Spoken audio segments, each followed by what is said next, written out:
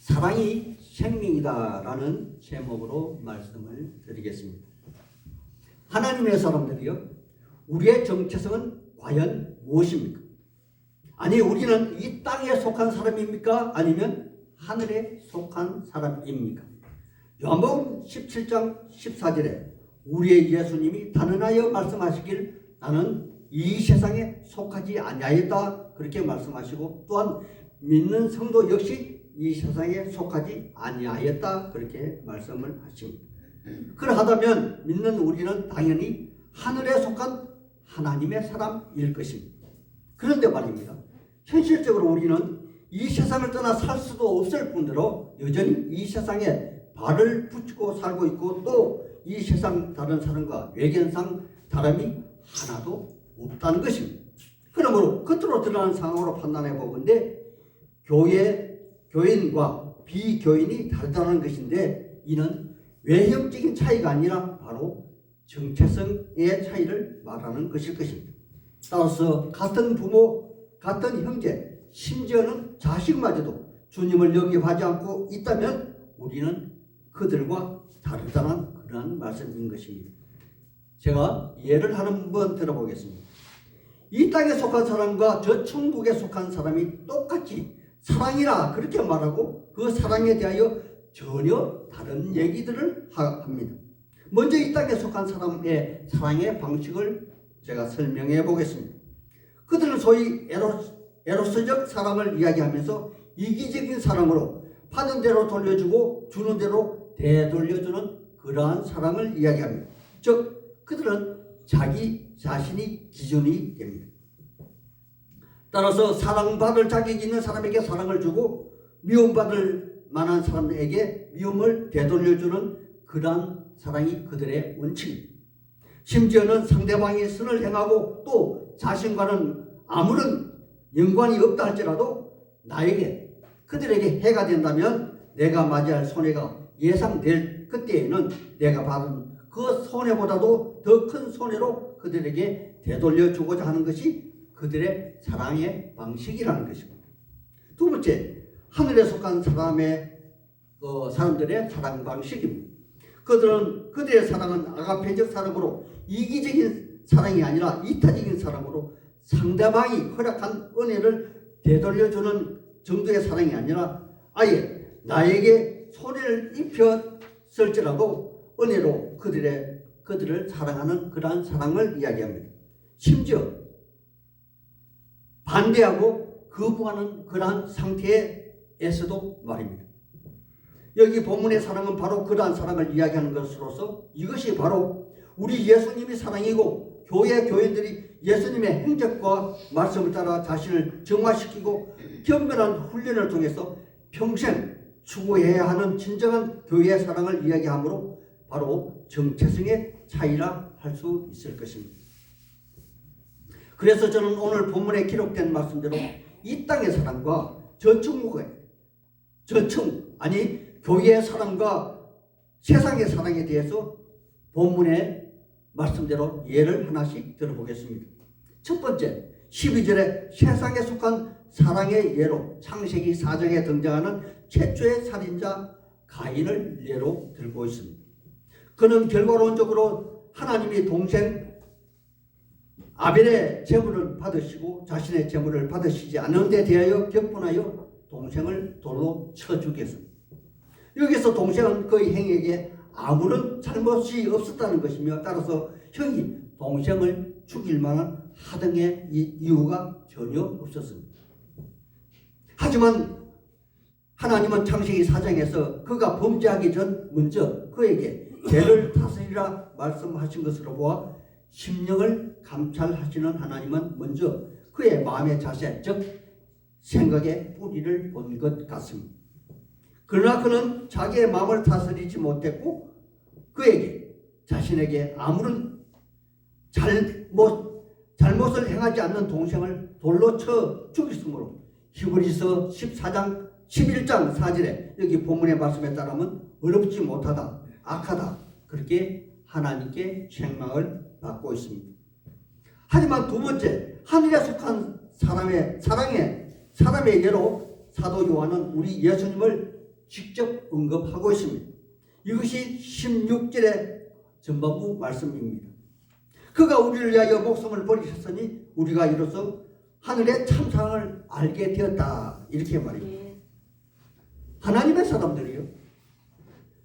이는 오늘날 우리 교회 목사님들이 수만 번, 수천 번 언급하는 그런 내용으로서 우리 귀에 딱지가 앉을 정도이지만 우리가 먼저 하나님을 사랑을 받긴 받았지만 역으로 그 어떠한 자격이 있었다는 것은 아니라는 말씀이겠죠. 때문에 우리 중에는 믿지 않은 보통의 사람들보다 더 기존에 미치지 못한 그러한 인생도 들어있을 것이지만 그럼에도 불구하고 하나님은 먼저 우리를 선택하여 우리가 하나님의 은혜, 사랑을 입은 하나님의 사람이 되었다는 사실입니다. 이를 장로교 근간을 세운 칼빈 목사님은 무조건적 은혜라 그렇게 말하고 사도 바울은 로마서 5장 8절에 이렇게 이야기합니다. 우리가 아직 죄인 되었을 때에 그리스도께서는 우리를 위하여 죽으심으로 하나님께서 우리에 대한 자기의 사랑을 확정하셨느니라. 아멘. 그런데 사도 요한은 여기에 머물지 않고 한 발 더 나아갑니다. 하나님의 사랑의 표징이 바로 우리의 예수님이 보여주신 그 이타적인 사랑을 이 땅에서 행하는 것이며 직접적으로 저 천국의 형제를 위하여 혹은 이 땅의 형제를 위하여 자기 목숨까지 내어놓으라 강제하는 것처럼 오늘 말씀에 보여지기도 합니다. 때문에 우리는 이 부분에 걸림돌이 되어서 문제가 되어서 신앙 양심에 깊은 찔림을 받게 되는 경우가 있습니다. 그리고 이 경우에 우리는 애써 이 본문의 말씀을 외면하기도 합니다. 예를 들어 보겠습니다. 우리 교회는 성도가 몇 명 안 되기 때문에 그러한 문제가 발생하지 않겠지만 다른 교회 가면 성도들 간에 자기 본인 기준에 맞지 않는다고 아주 사소한 문제로 서로가 서로에게 상처를 많이 주고 받기도 하지만 때로는 또 혹 부부 사이에도 이런 일들이 간혹 있습니다. 물론 이들 모두는 아직 성숙하지 못한 교인이라 그렇게 가볍게 말할 수 있겠지만 이러한 일들은 교회가 적든 크든 아마 없는 교회가 거의 없습니다. 하지만 이들 중에는 자기 자신이 상대방에게 상처를 주는데도 불구하고 자신은 전혀 깨닫지 못한다는 사실입니다. 역으로 또 상처를 입은 이는 그 사실을 당사자에게 의논해 보지도 않고 자기가 받은 상처를 속으로 삭히다가 혼자서 마음쓰다가 마침내 자기 자신에게 자기 자신이 상처를 자초하는 경우가 크다라는 것입니다.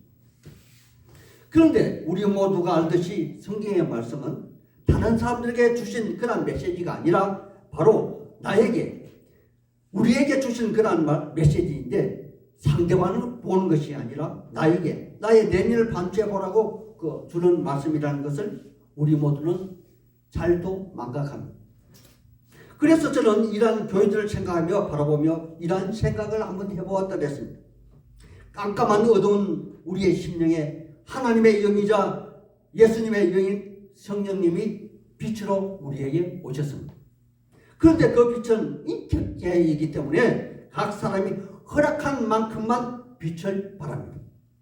따라서 어떤 사람에게는 성냥불같이 처음에는 환하게 비춰주다가 이내 꺼지는 그러한 빛일 것이고 또 어떤 사람에게는 촛불처럼 희미한 불빛같이 자기 주위만 그렇게 바뀔 것이고 또 어떤 사람은 굉장히 환한 햇불 같아서 일가 친척 주위 형제 자매들에게 비칠 것이고 또 어떤 사람은 사막에 그림자를 하나도 남기지 않은 오늘날 LED 같은 빛같이 세상을 환하게 바뀔 것입니다. 그러므로 각 사람은 그 빛만큼 하나님을 받아들인 것이며 또 그 빛만큼 하나님이 그 사람을 통해 하나님이 영광을 받으시고 기뻐하실 것이라 그렇게 생각했습니다.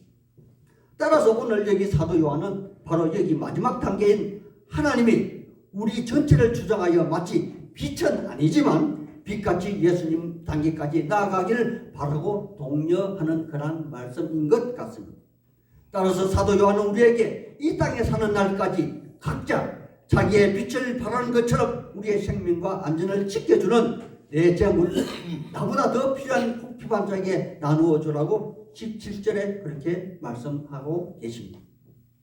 우리는 이 말씀에 따라서 말씀을 살펴보자면 사도행전 4장의 이러한 사례를 발견할 수가 있는데, 바나바는 자기의 밭을 팔아서 사도들 발 앞에 내놓아 성도들의 필요를 채워주신 것처럼, 그리고 교부시대 때 사막의 수도자 안토니는 자기의 전 재산을 팔아서 가난한 자에게 나누어주고 자기 자신은 일평생 사막에서 수도성으로 살았던 것처럼 그렇게 한번 살아보라 합니다.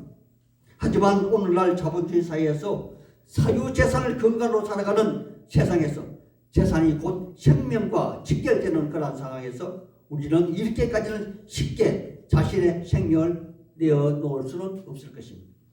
하지만 그럼에도 불구하고 적어도 가족에게만큼은 그들을 돌보고 형제의 삶을 한번 뒤돌아보아야 하지 않겠습니까?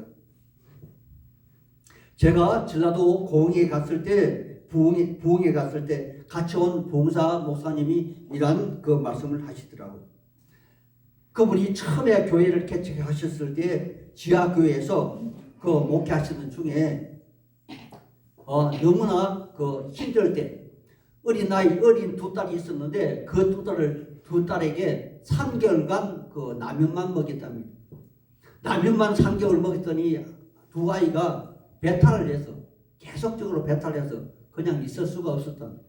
그래서 자기의 동서, 자기보다 그 나이가 많은 동서 그 목사님에게 전화를 하였더니 자기 돈 10만 원을 붙여주더랍니다.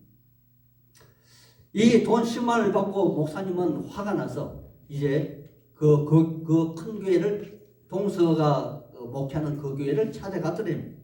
찾아가서 당일에 찾아가서 손이 동서와 자기와의 관계를 설명하면서 바로 그 디모데전서 5장 8절의 말씀을 읽어 주었답니다. 제가 한번 읽어보겠습니다. 누구든지 자기 친족, 특히 자기 가족을 돌보지 않으면 믿음을 배반하는 자요 불신자보다 더 악한 자니라. 이러한 성경을 보여주면서 항의를 하였더니 매달 10만 원씩 3년간 후원금으로 보내주더라. 그러한 얘기를 하신 말씀을 들은 적이 있습니다. 이와 같이 사도 요한은 18절에 자녀들아 말과 혀로만 살아가지 말고 행동과 진실함으로 하자, 그렇게 권면하고 있는 것을 봅니다. 그런데 여기 사도 요한은 사랑에서 끝나는 것이 아니라는 것을 또한 말하고 있습니다. 물론 그는 이어서 4장 8절에 보면은 하나님은 사랑 자체이시다 그렇게 선언하고 계시지만, 여기서 우리 모두에게 더 경각심 갖게 하게 하여 그는 아주 섬뜩한 말씀을 하고 계시다는 것입니다. 우리 14절 말씀을 한번 찾아서 같이 한번 읽어보겠습니다. 14절 말씀입니다. 같이 읽겠습니다. 시작. 우리는 형제를 사랑함으로 사망에서 옮겨 생명으로 들어간 줄을 알거니와 사랑하지 아니하는 자는 사망에 머물러 있느니라. 아멘. 하나님의 사람들이요, 우리는 흔히 알기로는 믿음으로 구원함을 받는다 그렇게 알고 있지 않습니까? 말씀의 근거로 로마서 1장 7절, 하박국서 4장 2절, 히브리서 10장 38절에 보면 의인은 오직 믿음으로 구원함을 받는다. 그런 말씀을 우리는 익히 알고 있는데, 여기 사도 요한은 형제를 사랑함으로 사망에서 생명으로 옮기었다 그렇게 말하고, 사랑해야 하지 아니한 자는 사망에 그대로 머물러 있다고 그렇게 말하고 있는 것을 봅니다. 그러하다면 우리가 익히 알고 있는 구원함을 받는 비결이 틀렸다는 말입니까? 아마 그것은 아닐 것입니다. 우리는 분명 우리의 예수님이 이 땅에서 행하신 십자가의 죽으심과 죽음에서 부활하신 그 사건을 우리의 믿음으로 받아들임으로써 구원함을 받습니다. 그러하다면 여기서 말하는 형제 사랑은 과연 어떠한 것을 이야기하는 사랑일까요? 바로 우리가 믿는 믿음의 주요 온전케 하시는 예수님의 그 행적, 십자가의 내용을 여기서는 사랑으로 표현하고 있는 것이 아닌가 생각합니다. 성부 하나님은 우리 모두를 믿는 자를 위하여 독생하신 성자 예수님을 십자가에 내어놓으시고 그것으로 부족해서 우리 때문에 그분을 다시 살리시고 하늘에 오르시게 하셨다는 것이며 마침내 그분은 하늘에 오르셔서 하늘 성전 자체가 되게 하셨다는 것입니다. 때문에 우리 역시도 성령의 전이 되었다는 그러한 사실을 인지하여야 할 것입니다. 이를 요한계시록 21장 22절에 보면은 하늘 성 안에는 내가 성전을 보지 못하였나니 이는 주 하나님 곧 전능하신 이와 및 어린 양이 그 성전이심이라 그렇게 말하고 있습니다. 따라서 바로 여기서 말하는 형제 사랑은 우리가 믿는 믿음의 내용으로서 우리가 그 사랑을 행동으로 삶으로 실천하는 바로 그러한 사람에게 우리 하나님은 그에 따른 보상이 따른다고 말씀하시고 계시며 또 역으로 형제를 미워하는 자는 사망에 그대로 머물러 있다고 말하고 있는 것입니다. 여기에 대한 말씀으로 15절에는 형제를 미워하는 자마다 살인하는 자니 살인하는 자마다 영생이 그 안에 거하지 아니한다 말씀하시고 21절 22절에는 역으로 사랑하는 자들아 만일 우리 마음에 우리를 책망할 것이 없다면 하나님 앞에서 담대함을 얻고 무엇이든지 구하는 바를 그에게서 받나니 이는 우리가 그의 계명을 지키는 것이고 그 앞에서 기뻐하시는 일을 행한 것이라. 아멘. 그렇게 말하고 있죠. 하나님의 사람들이요, 우리가 일반적으로 하나님 앞에 성실하게 살고 근면하게 산다면 우리는 평균 이상으로 평안한 삶과 안정된 삶을 누리고 살게 될 것입니다. 하지만 특별한 경우 구하여도 얻지 못하는 까닭에 많은 성도님들은 힘들어하는 부분이 있다는 것입니다. 그러한 경우 다른 많은 이유가 있을 수 있겠지만 제 생각에 여기 본문의 그 표현을 빌자면 형제 사랑이 바로 계명이라는 것이며 이 계명을 지키는 것이 하나님이 원하시는 기뻐하시는 일이라 우리의 삶이 기도가 여기에 부합되는가를 먼저 점검해 보아야 한다고 생각합니다. 이것이 바로 다른 복음에서 예수님 우리에게 가르쳐 주신 크고 철저한 계명으로서 만약 우리가 이 땅에 형제 그 사랑을 실천하게 된다면 남들이 쉽게 행하지 못하는 아주 특별한 능력과 권한을 행사하게 될 것이고 또 그 일의 열매를 맛볼 수 있게 되어지는 것이 아닌가 그렇게 생각합니다. 왜냐하면 우리의 주님께서는 자신이 십자가에 내놓아 나의 형제를 살리셨기에 항상 그들을 관심 있게 바라보고 또 지켜주시고 또 인도하고 계시고 있기 때문일 것입니다. 따라서 제가 이미 오늘 여기 설교에서 예로 들었던 교부시대 사막의 안토니우스는 수많은 병자를 고쳐주었고 또 다른 이들의 문제를 해결해 주었으며 또 바나바는 레위 사람으로서 요셉이라는 이름을 가졌으나 사도들이 그를 아니자 이로자 그리자로서 바나바라 불렀으며 그는 살아있는 파라크리토스 즉 예수님의 영인 성령님과 같은 말의 뜻으로서 그렇게 일컬어지고 있다는 것이며 그의 최고의 업적은 바울 사도를 안디옥 교회에 불러서 대사도의 길을 걷게 하는 초석이 되었다는 것입니다. 물론 그의 사역 중에 일가 친척과 형제들이 있는 지주에 영한 그 구브로 자기 고향의 구브로 교회를 개척한 그러한 분이시기도 합니다. 그러므로 우리는 형제 사랑하기를 실천하는 모두는 이미 구하는 모든 것이 하나님이 원하시는 그러한 일이 될 것이며 또한 모두가 하나님의 영광을 올려드리는 일이 될 것이 너무나도 자명하기에 하나님이 그 일을 이루시리라 저는 확신합니다. 따라서 이 정도의 신앙이 되신다면 하나님의 말씀에 순복하는 신앙인이 된다면 우리의 예수님이 말씀하신 무엇이든지 구하라 그리하면 얻을 것이요 또 나보다 더 큰 일도 하게 될 것이라 그렇게 말씀하시는 바로 그 주인공이 될 것입니다.